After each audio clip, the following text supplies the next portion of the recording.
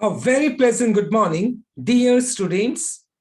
Greetings of the day. Welcome back to my channel, English Mentor. Today, we are going to analyze the editorial of 13th of January. So let us start this editorial in detail.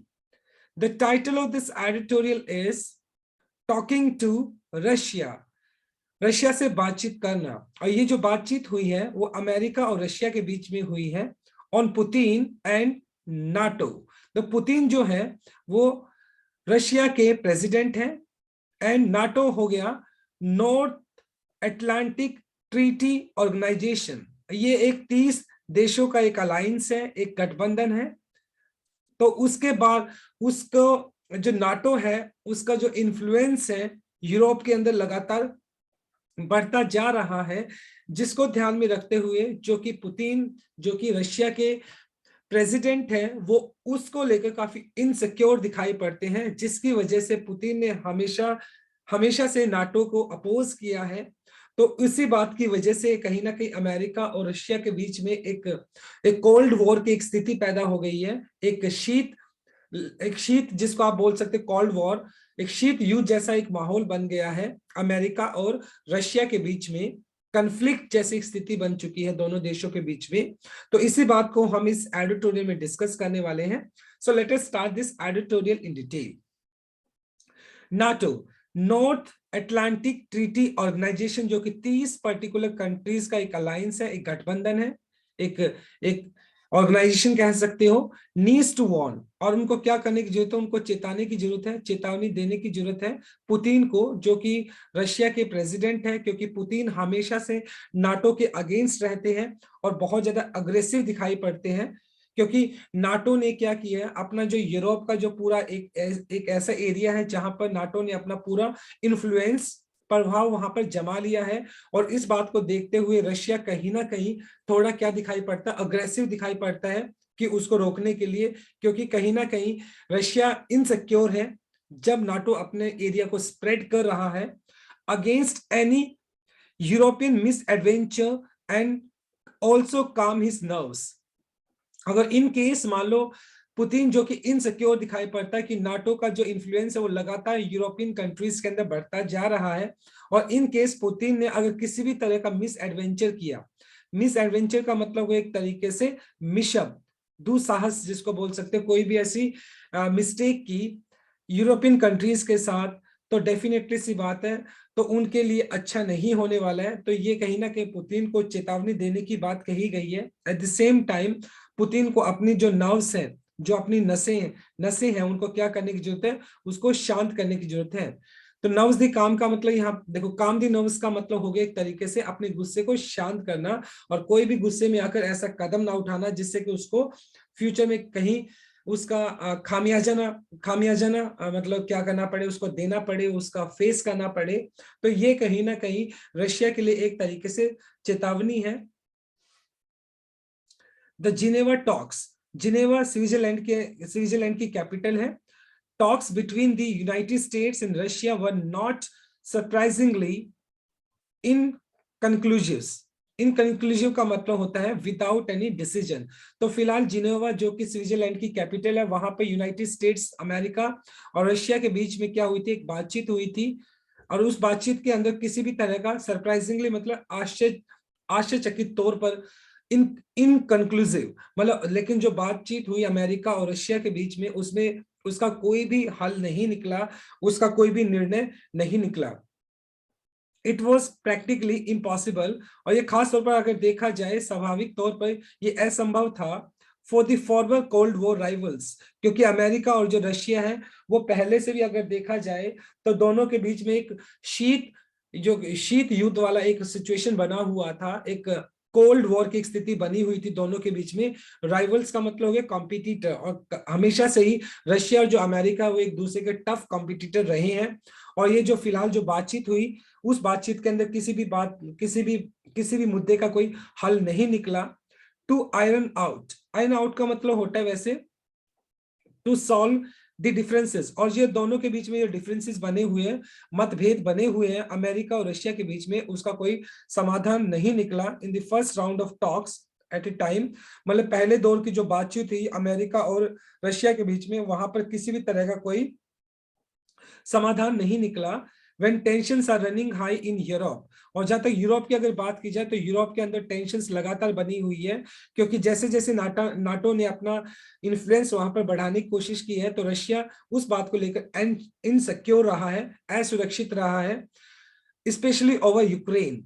और कहीं ना कहीं Ukraine के ऊपर, और खास तौर पर अगर देखा जाए तो रशिया ने अपना पूरा दबदबा बनाया हुआ है यूक्रेन के ऊपर, और यूक्रेन को लेकर कहीं ना कहीं अमेरिका का भी जो रवैया है रशिया के अगेंस्ट रहा है, तो जिसकी वजह से रशिया और अमेरिका के बीच में एक कोल्ड वॉर की स्थिति बनी हुई है।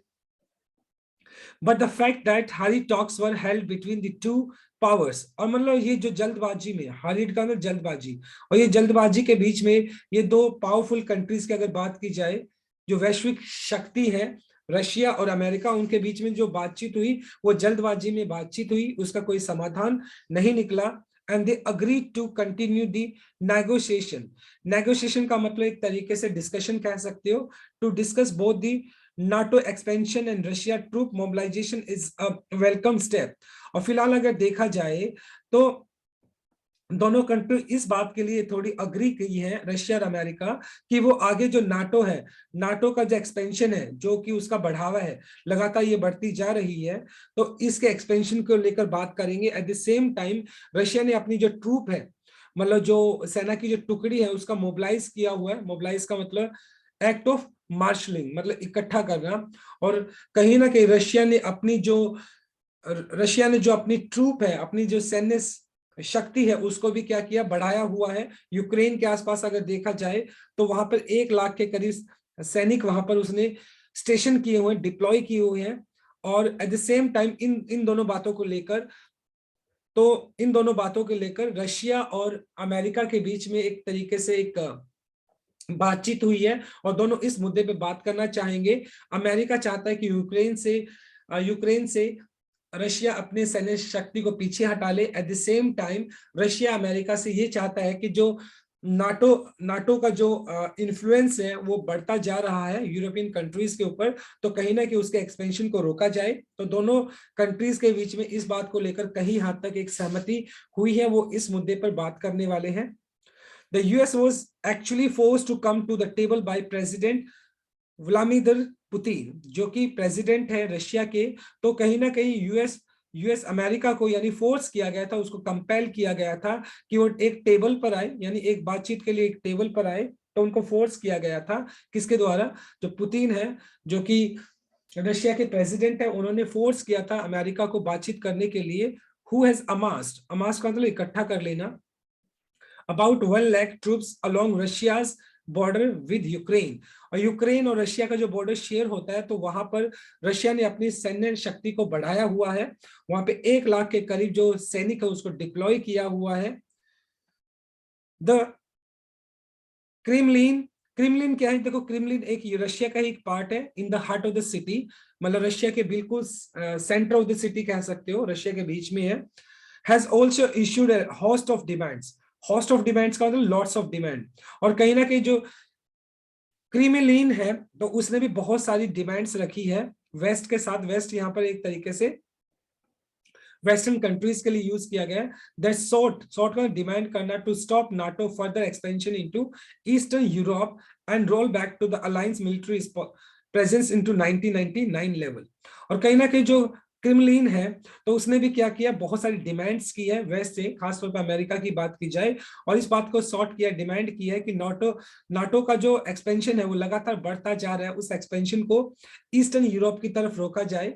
यानी ईस्टर्न यूरोप की तरफ नाटो का जो इन्फ्लुएंस है वो ज्यादा नहीं होना चाहिए। एंड रोल बैक का मतलब एक चीज को लपेटना होता है, स्टेप बैक कह सकते हो, कदम पीछे रखना। अलायंस का मतलब हो गया एक तरीके से एक ऑर्गेनाइजेशन कह सकते हो, गठबंधन कह सकते हो। मिलिट्री प्रेजेंस 90 की अगर बात की जाए लेवल, और कहीं ना कहीं एट द सेम टाइम जो मिलिट्री का जो प्रेजेंस है, जो फिलहाल अगर देखा जाए तो बहुत ज्यादा बढ़ चुका है, तो उस मिलिट्री के प्रेजेंस को भी 1990 की प्रेजेंस के हिसाब से पीछे किया जाए, रोल बैक किया जाए। तो कहीं ना कहीं जो रशिया है वो इनसिक्योर है जो नाटो है उसका एक्सपेंशन बढ़ता जा रहा है, और ज्यादातर खास तौर पर अगर देखा जाए जितने भी यूरोपियन कंट्रीज है उसके ऊपर उसका इन्फ्लुएंस बढ़ता जा रहा है। और रशिया जो कि एक यूरोपियन कंट्री है, at the same time Russia अपने आप को पावरफुल मानता है वहां पर। और अगर देखा जाए, अगर इस तरीके से नाटो का एक्सपेंशन बढ़ता चला गया तो रशिया के लिए एक तरीके से नेगेटिव होगा। क्यों होगा? क्योंकि रशिया भी अपने आप एक पावरफुल कंट्री है, और वहां पर अगर देखा जाए तो अमेरिका का बहुत ज्यादा इंटरफेरेंस बढ़ जाएगा। और रशिया और अमेरिका एक दूसरे के बहुत जबरदस्त राइवल्स हैं, कंपिटिटर हैं। तो इस वजह से रशिया इनसिक्योर बना हुआ है नाटो के एक्सपेंशन को लेकर। नाउ द डेडलॉक, डेडलॉक हो गया एक तरीके से ग्रिडलॉक। इज दैट, डेडलॉक का मतलब गतिरोध कह सकते हो। अब ये जो गतिरोध बना हुआ है अमेरिका और रशिया के बीच में, द यूएस पब्लिकली सेड, लेकिन यूएस ने पब्लिकली इस बात को बोल दिया है that it won't shut NATO door on potential future members. तो कहीं ना कहीं मतलब जो यूएस ने ये साफ साफ बोल दिया है कि कोई भी अगर पोटेंशियल मतलब संभावित फ्यूचर मेंबर्स, अगर कोई भी नाटो का मेंबर बनना चाहेगा तो उसके लिए दरवाजे बंद नहीं है। इट मींस कहीं ना कहीं अमेरिका की तरफ से ये बात साफ साफ बोल दी गई है कि इन फ्यूचर अगर कोई भी नाटो का मेंबर बनना चाहता है तो उसके लिए दरवाजे बंद नहीं है। तो इनडायरेक्टली अगर देखा जाए तो अमेरिका ने भी रशिया को एक तरीके से चेतावनी दी है कि वो उसकी इस चेतावनी से डरने वाला नहीं है। तो कहीं ना कहीं ये एक कन्फ्लिक्ट बना हुआ है। अब प्रॉब्लम क्या है? प्रॉब्लम सिर्फ ये है कि पावरफुल कंट्री है दोनों की दोनों, और अपनी पावर को एस्टेब्लिश करना चाहते हैं। अमेरिका अपनी पावर को दिखाना चाहता है, at the same time Russia अपनी पावर को दिखाना चाहता है। और धीरे धीरे जो नाटो का जो इन्फ्लुएंस है वो यूरोपियन कंट्रीज के अंदर बढ़ता जा रहा है, जिसकी वजह से जो रशिया वो इनसिक्योर है, और इस वजह से अमेरिका और रशिया के बीच में कॉन्फ्लिक्ट बना हुआ है। रशिया चाहता है कि नाटो के एक्सपेंशन को रोका जाए, at the same time America ने खुले तौर पर पब्लिकली ये बोला है कि अगर कोई भी नाटो का मेंबर बनना चाहता है तो उसके लिए दरवाजे बंद नहीं है, वो नाटो का मेंबर बन सकता है। तो ये एक पर्टिकुलर प्रॉब्लम है जिसकी वजह से एक कोल्ड वॉर की स्थिति बनी हुई है अमेरिका और रशिया के बीच में, राइट। तो ये हमारा फर्स्ट स्लाइड था। Now let us discuss the grammar concept. देखिए, नाटो यहाँ पे सिंगुलर है तो इसलिए आपने नीड्स यूज कर लिया, और उसके बाद 2+V1 यूज कर लिया जो कि आपका इन्फिनिटिव केस है। टू आइन आउट का मतलब हो गया वैसे टू सॉल्व करना देयर डिफरेंसेस, जिसको आप पैच अप द डिफरेंसेस भी बोल सकते हो या सिंक द डिफरेंसेस भी बोल सकते हो, मतलब मतभेद को दूर करना। यहाँ पे बी प्लस थर्ड फॉर्म आपने यूज कर लिया जो कि passive structure, were held was actually forced, ये भी आपका पैसिव स्ट्रक्चर हो गया बी प्लस थर्ड फॉर्म, और एक्चुअली जो है वो आपका एक एडवर्ब हो गया। हैज सेड, ये आपका हैज के बाद आपने थर्ड फॉर्म यूज कर लिया जो कि प्रेजेंट परफेक्ट है, और पब्लिकली यहाँ पर एडवर्ब यूज किया गया है। Now let us discuss the second slide. And nobody knows mister Putin would do if he talks collapse. और मान लो इन केस दोनों कंट्रीज के बीच में बात होती है, अमेरिका और रशिया के बीच में, और अगर दोनों एक एक कहीं कहीं ना कहीं एक एक मत होकर किसी निर्णय पर नहीं पहुंचते हैं, तो इस बात का किसी को भी नहीं पता है कि मिस्टर जो पुतिन है, जो कि बाय नेचर बहुत अग्रेसिव है, कि उनकी मान लो वो क्या करने वाले हैं अगर एक पर्टिकुलर डिसीजन पे नहीं पहुंचते हैं। टॉक्स कोलैप्स, कोलैप्स का मतलब ढह जाना। इट मींस अगर दोनों की बातचीत जो होती है, रशिया और अमेरिका की जो बात होती है, अगर वो बात कहीं सिरे पर नहीं पहुंचती है, एक निर्णय पे नहीं पहुंचती है, तो किसी को भी इस बात का नहीं पता है कि मिस्टर पुतिन क्या कर सकते हैं, क्योंकि वो बाय नेचर बहुत ज्यादा अग्रेसिव है। By forcing US to come to the table to discuss NATO expansion, और फिलहाल अगर देखा जाए मिस्टर पुतिन ने यूएस को फोर्स किया कि वो एक टेबल पर आए और वहां पर बातचीत करे नाटो के एक्सपेंशन को लेकर, कि किस तरीके से नाटो का जो इन्फ्लुएंस है, उसका जो प्रभाव है, उसका जो क्षेत्र है वो लगातार बढ़ता जा रहा है। तो इस बात के लिए मिस्टर पुतिन ने अमेरिका को फोर्स किया बातचीत करने के लिए। And an issue which Moscow has been complaining about for years। Moscow क्या है? मॉस्को रशिया की कैपिटल है, और रशिया लगातार एक बहुत लंबे टाइम से ये कंप्लेन करती आ रही है, शिकायत करती आ रही है कि जो नाटो है उसका एक्सपेंशन लगातार यूरोपियन कंट्रीज के लिए बढ़ता जा रहा है, और कहीं ना कहीं ये रशिया के लिए इनसिक्योरिटी पैदा करता है। और रशिया ने बहुत सालों से लगातार ये कंप्लेन की है, लेकिन उसकी कंप्लेन को कंसिडर नहीं किया गया है। Mr. Putin has scored the first victory और अगर देखा जाए तो ये कॉन्फ्लिक्ट की जो स्थिति बनी हुई है अमेरिका की और रशिया के बीच में, इसमें पहली जीत जो हुई है वो रशिया की हुई है। क्यों? क्योंकि उसने अमेरिका को फोर्स किया है बातचीत करने के लिए, और रशिया ने अमेरिका को फोर्स किया बातचीत करने के लिए, और रशिया की जीत हुई एक तरीके से, क्योंकि अमेरिका बातचीत करने के लिए भी आया। बट अनफॉर्चुनेटली दोनों के बीच में जो बातचीत हुई उसका कोई निर्णय नहीं निकला। बट इट वुड बी नेव, नेव का मतलब हो गया एक तरीके से इनएक्सपीरियंस्ड, जिसको आप बोल सकते हैं, या इनोसेंट बोल सकते हैं, of him to believe that the Russian demand would be accepted by the West without any resistance. हालांकि अगर देखा जाए पहली जीत जो हुई है वो रशिया की हुई है, क्योंकि रशिया ने फोर्स किया अमेरिका को बातचीत करने के लिए, और कहीं ना कहीं अमेरिका बातचीत करने के लिए आ भी गया, लेकिन दोनों के बीच में जो बातचीत हुई उसका कोई कंक्लूजन नहीं निकला। लेकिन अब देखने वाली बात यह है कि अगर रशिया इस बात को सोचता है तो ये उसके लिए एक नेव होगा। नेव का मतलब एक तरीके से इनोसेंट होगा, यानी उसकी तरफ से अगर देखा जाए कि अमेरिका इस बात को देखता है कि जो वेस्टर्न जो कंट्रीज है, खासतौर पर अमेरिका जो है, उसकी डिमांड को एक्सेप्ट करने वाली है विदाउट एनी रेजिस्टेंस, बिना किसी प्रतिरोध के, तो ये बात देखने वाली होगी। तो ऐसा तो होने वाला नहीं है एटलीस्ट कि रशियन डिमांड्स को बिना किसी रेजिस्टेंस के, बिना किसी विरोध के उसको एक्सेप्ट कर लिया जाएगा। तो ये कहीं ना कहीं उसके लिए क्या होगी, एक तरीके से नेव का मतलब आप बोल सकते हैं एक तरीके से इग्नोरेंट एटीट्यूड होगा, कहीं ना कहीं मतलब एक ऐसा रवैया होगा जिसमें मतलब उसने बिना किसी चीज को सोचे समझे विश्वास कर लिया। और अमेरिका अगर देखा जाए या वेस्टर्न कंट्रीज देखा जाए तो रशिया की इन डिमांड्स को एक्सेप्ट नहीं करने वाली है। सो द चैलेंज, लेकिन चुनौती जो बनी हुई है for the both sides, America और रशिया के बीच में, is to find common ground.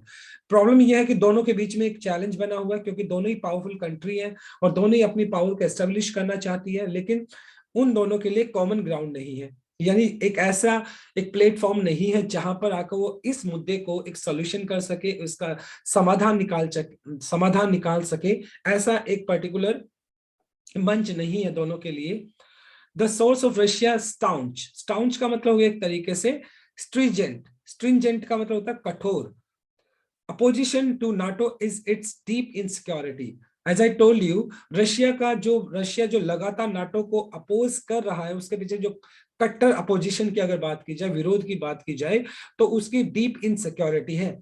क्यों? रशिया बहुत ज्यादा इनसिक्योर है, क्योंकि अगर जैसे नाटो का इन्फ्लुएंस अगर बढ़ता चला जाएगा, तो जितनी भी यूरोपियन कंट्रीज है जिसके ऊपर रशिया का इन्फ्लुएंस है, तो डेफिनेटली सी बात है रशिया का इन्फ्लुएंस उन पर्टिकुलर कंट्रीज के ऊपर नहीं रहेगा, और रशिया कहीं ना कहीं यूरोप के अंदर कमजोर पड़ जाएगा, जिसकी वजह से रशिया इस नाटो का स्ट्रॉन्ग अपोजिशन करता है।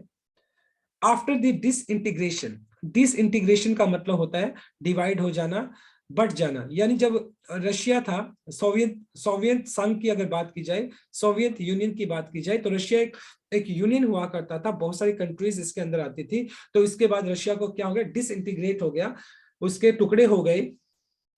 सब्सटेंशियली, सब्सटेंशियली का मतलब वीक, सब्सटेंशियली का रिमार्केबली, काफी हद तक वीकेंड, कमजोर पड़ जाना रशियन फेडरेशन। और जो रशियन फेडरेशन थी वो काफी हद तक कमजोर पड़ गई थी जब रशिया के टुकड़े हुए थे। सो NATO continued expansion in Eastern Europe as a violation of post-Cold War consensus. Consensus का मतलब होगा अग्रीमेंट। एक अग्रीमेंट हुआ था पोस्ट कोल्ड वॉर के बाद, अग्रीमेंट हुआ था, और उस अग्रीमेंट के तहत मतलब जो नाटो है वो अपना एक्सपेंशन नहीं कर सकता है, कहां पर, ईस्टर्न यूरोप की तरफ। लेकिन ईस्टर्न यूरोप के मतलब उस कहीं ना कहीं जो एक अग्रीमेंट हुआ था, उस अग्रीमेंट का क्या किया गया, वायलेशन किया गया, और लगातार नाटो ने अपना जो एक्सपेंशन है वो ईस्टर्न यूरोप की तरह लगातार बढ़ाया है। तो ये एक अग्रीमेंट हुआ था जिसके तहत इस बात को डिसाइड किया गया था कि जो नाटो है वो अपना एक्सपेंशन ईस्टर्न यूरोप की तरफ नहीं बढ़ाएगा। लेकिन जब रशिया के जो टुकड़े हुए उसके डिसइंटीग्रेट हुआ, तो उसके बाद नाटो ने अपना लगातार एक तरीके से ईस्टर्न यूरोप की तरफ अपना इन्फ्लुएंस बढ़ाया है, एक्सपेंशन किया है, अपने क्षेत्र को बढ़ाया है। इसी वजह से जो रशिया है वो कहीं ना कहीं इनसिक्योर है, क्योंकि नाटो का एक्सपेंशन का मतलब साफ साफ ये है कि अमेरिका का इन्फ्लुएंस इन यूरोपियन कंट्रीज के ऊपर बढ़ना, और जो रशिया इस चीज को देख नहीं सकता है। रशिया रिस्पॉन्डेड मिलिट्री इन 2008, और रशिया ने क्या किया, इस एक्सपेंशन को रोकने के लिए 2018 के अंदर मिलिट्री का भी यूज किया। When Georgia was considering joining NATO, और जिस टाइम जॉर्जिया मतलब नाटो को ज्वाइन करने की कोशिश कर रहा था, तो कहीं ना कहीं रशिया ने उसको रोकने के लिए मिलिट्री का भी यूज किया। एंड इन 2014 और 2014 के अंदर it took Crimea from Ukraine, और कहीं ना कहीं रशिया ने अपनी पावर का यूज करते हुए, क्रीमिया एक पेनिसुला है, पेनिसुला आप कह सकते हो, एक एक समुद्र के अंदर एक ऐसा क्षेत्र होता है जिसको पेनिसुला बोल सकते हो, जो तीन तीन तरफ से घिरा हुआ होता है।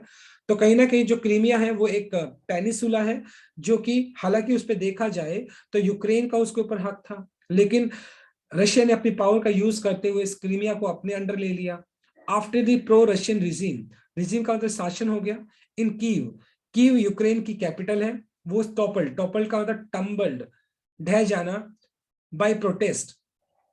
कहीं ना कहीं मतलब जब कीव के अंदर क्या हुआ था, प्रोटेस्ट हुआ था कीव के अंदर, मतलब ग्रह एक तरीके से गृह युद्ध जैसी एक स्थिति बनी हुई थी यूक्रेन के अंदर ही।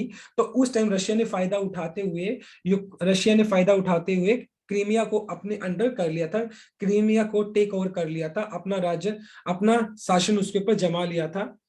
तो कहीं ना कहीं रशिया ने भी मतलब कहीं ना कहीं ये पावर को दिखाने की एक एक तरीके से पावर को दिखाने वाली चीज को दिखाया है वहां पर, कि वो पावरफुल है, और कहीं ना कहीं उसने भी इनजस्टिस तो किया ही है एक तरीके से।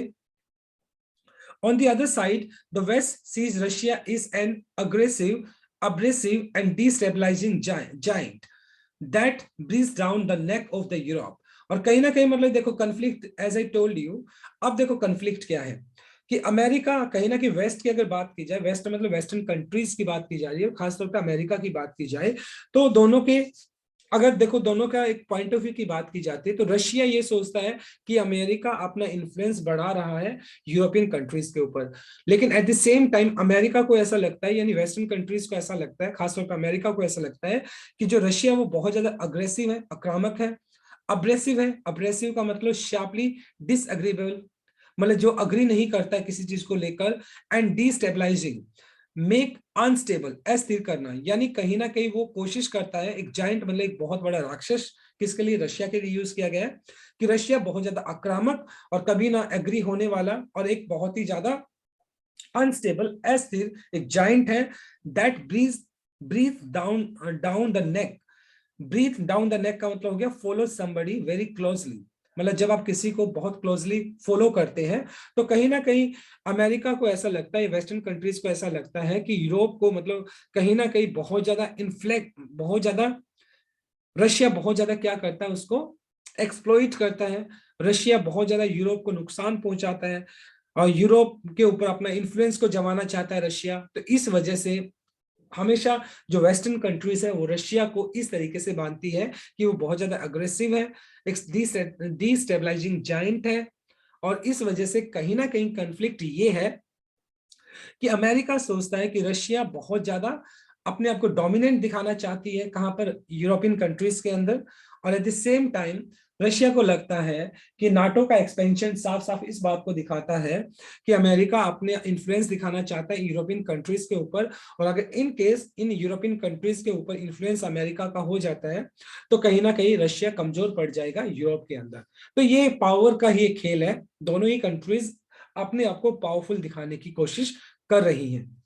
इन द हिंडसाइट, वैसे हिंडसाइट का मतलब क्या होता है, देखो इनसाइट का मतलब होता है जब आप किसी चीज को समझते हुए लास्ट में कुछ बोलते हो। इन इन हिंडसाइट, अंत में both NATO expansion and Russia military responses are driving instability in eastern Europe. और कहीं ना कहीं अगर देखा जाए, नाटो ने अपना एक्सपेंशन किया है, बढ़ावा दिया है, अपने एरिया को बढ़ाया, at the same time NATO को रोकने के लिए रशिया ने अपने मिलिट्री को वहां पर क्या किया, डिप्लॉय किया है, और जिसकी वजह से यूरोप के अंदर क्या बन गया, एक एक इंस्टेबिलिटी बन चुकी है, एक अस्थिरता वाला माहौल वहां पर यूरोप के अंदर बन गया है। Finding a solution to crisis, और ये जो डिस्प्यूट बना हुआ है, ये जो संकट की घड़ी बनी हुई है अमेरिका और रशिया के बीच में, फिलहाल विल नॉट बी इजी, और दोनों के बीच में ये समाधान निकालना इतना आसान नहीं होगा। It depends on whether both sides are able to get out of the Cold War mentality, और कहीं ना कहीं ये सबसे पहले उनकी जो मेंटालिटी है, उनकी जो मानसिकता है, जो एक शीत एक युद्ध वाली जो मानसिकता है उनके बीच में, उस मेंटेलिटी को बाहर निकलना होगा दोनों को। यानी कहीं ना कहीं दोनों के बीच में जो एक डिस्प्यूट चल रहा है, उस डिस्प्यूट को छोड़ना होगा। बिल्ड म्यूचुअल कॉन्फिडेंस, और एक दूसरे मतलब क्या करना पड़ेगा, कॉन्फिडेंस दिखाना होगा, एक आत्मविश्वास जोड़ना होगा दोनों को इन बायलिटरल द्विपक्षीय रिलेशन, मतलब जो उनके संबंध है। तो कहीं ना कहीं विश्वास दिखाना होगा एक दूसरे के ऊपर, और इसका एक समाधान निकालना होगा। तभी ये जो डिस्प्यूट बना हुआ है अमेरिका और रशिया के बीच में, उस डिस्प्यूट को, उस संकट की घड़ी को क्या किया जा सकता है, कम किया जा सकता है। उस डिस्प्यूट को, जो एक विवाद की जो स्थिति बनी हुई है, उसका समाधान किया जा सकता है। लेकिन दोनों ही कंट्रीज को अपनी जो कोल्ड वॉर मेंटेलिटी है उसको छोड़ना होगा, तभी इसका सॉल्यूशन निकल पाएगा। So this is our second slide. Now let us discuss the grammar concept. देखिए, बाय आपका प्रेपोजिशन हो गया, उसके बाद आपने V1 प्लस ing यूज कर लिया जो कि आपका जीरंड है। इसके बाद देखिए आपने लिखा है हैज बीन कंप्लेनिंग, वैसे ये आपका प्रेजेंट परफेक्ट कंटिन्यूअस हो गया। An action we started in past but till now it is in progress, एक ऐसा एक्शन जो पास्ट में स्टार्ट किया गया हो और अभी तक वो प्रोग्रेस के अंदर है, तो उसको यूज किया जाता है present perfect continuous. Would be accepted, would वैसे मॉडल वर्ब हो गया, उसके बाद बी प्लस थर्ड फॉर्म आपने यूज कर लिया जो कि पैसिव स्ट्रक्चर है आपका। एंड देखिए, रशियन फेडरेशन आपका पूरा नाउन हो गया, तो वीकेंड आपका हो गया V3 जो कि आपका पास्ट पार्टिसिपल एडजेक्टिव है, और सब्सटेंशियली यहाँ पर एक एडवर्ब हो गया, और यहाँ पर आर्टिकल हो गया। ब्रीथ डाउन द नेक, ये एक आपका इडियम है जिसका मतलब होता है जब आप किसी को बहुत क्लोजली फॉलो करते हैं। Get out, to get out आपका इन्फिनिटिव केस हो गया, 2 + V1 आपने यूज किया जो कि इन्फिनिटिव केस हो गया। Now let us move on to last slide.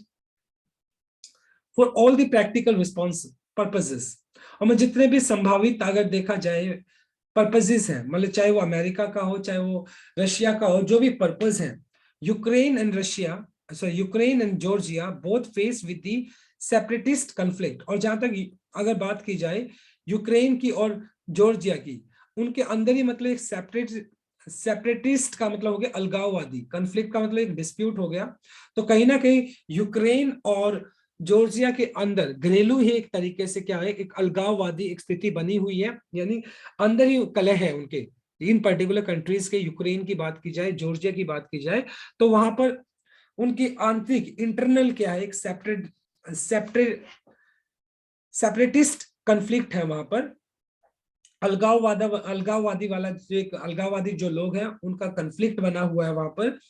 Can not join NATO in foreseeable future, और कहीं ना कहीं नाटो को वो ज्वाइन नहीं कर सकते। फोर्सिएबल का मतलब हो गया प्रिडिक्टेबल, आने वाले फ्यूचर के अंदर। फिलहाल ये दोनों कंट्री अगर देखा जाए यूक्रेन और जॉर्जिया, वो नाटो को ज्वाइन नहीं कर सकते हैं, क्योंकि वहीं पर उनकी जो सेपरेटिस्ट कन्फ्लिक्ट वहां पर बना हुआ है, अलगाववाद है वहां पर उन पर्टिकुलर कंट्रीज के अंदर, उनका एक गहरा युद्ध ही चल रहा है अंदर, इस वजह से वो नाटो को ज्वाइन नहीं कर सकते हैं।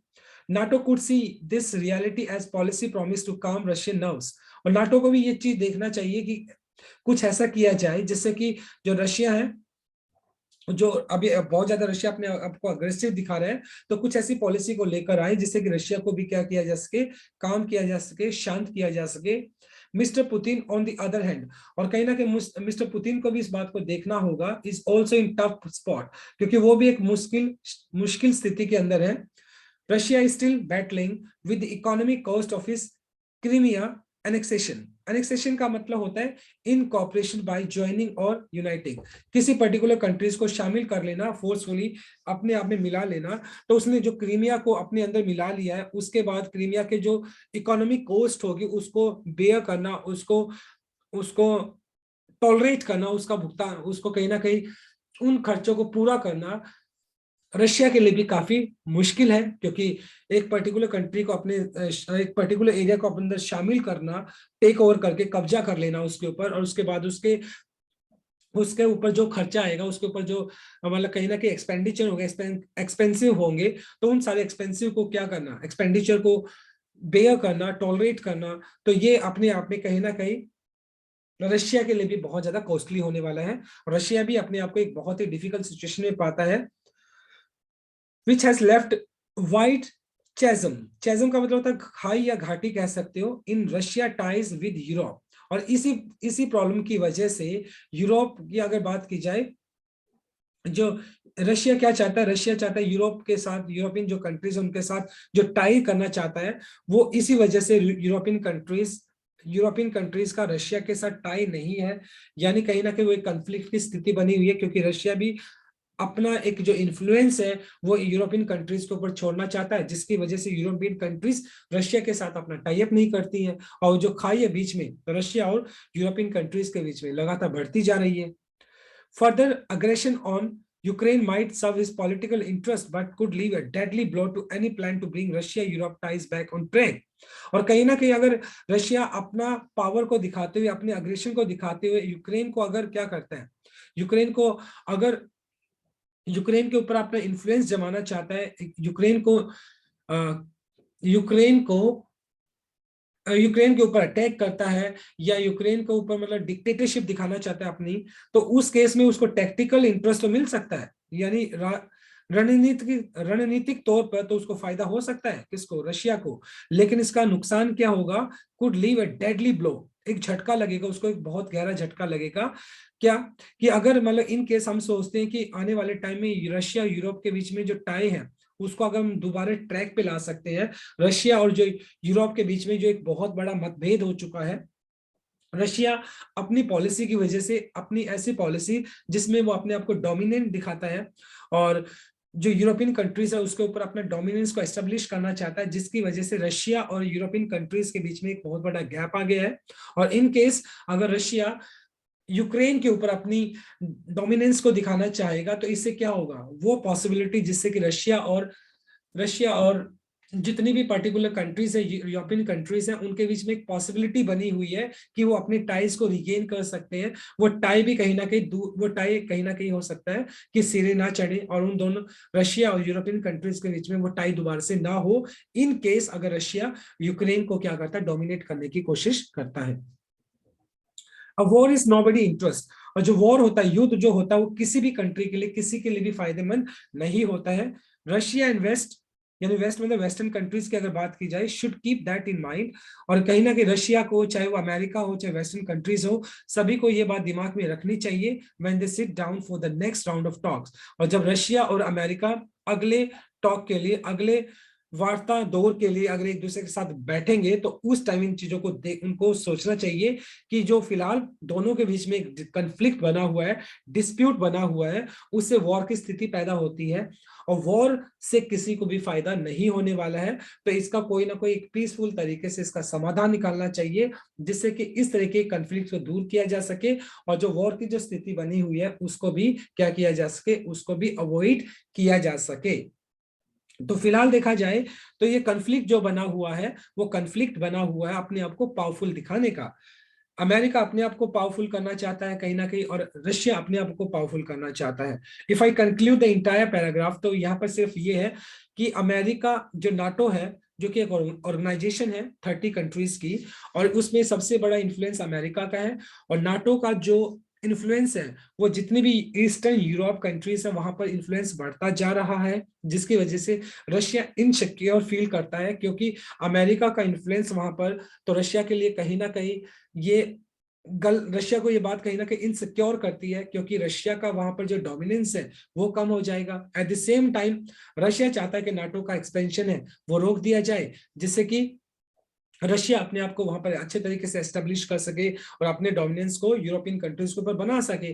तो ये बात पावर की है, तो इस वजह से अमेरिका और रशिया के बीच में एक कंफ्लिक्ट बना हुआ है। I hope my dear friends, students, readers, आपको ये आर्टिकल अच्छे से समझ में आया होगा। I tried my best to simplify this article, so let us discuss the grammar concept of this slide. देखो, कैन नॉट आपका मॉडल वर्ब हो गया, उसके बाद आपने जॉइन यूज कर लिया जो कि V1 है। जनरली मॉडल वर्ब अपने साथ V1 लेकर चलता है। हैज लेफ्ट आपका प्रेजेंट परफेक्ट हो गया, हैज के बाद आपने थर्ड फॉर्म यूज कर लिया। और शुड आपका मॉडल वर्ब हो गया जो कि एडवाइस के लिए यूज किया जाता है, और शुड भी आपका एक मॉडल वर्ब है जो कि जनरली अपने साथ V1 लेकर चलता है, right? So my dear readers, this is all about from this article. Thanks for watching this video. Please do like, share, comment and subscribe to my channel. So tomorrow I'll continue with another article. Till then, bye bye, take care and have a nice day.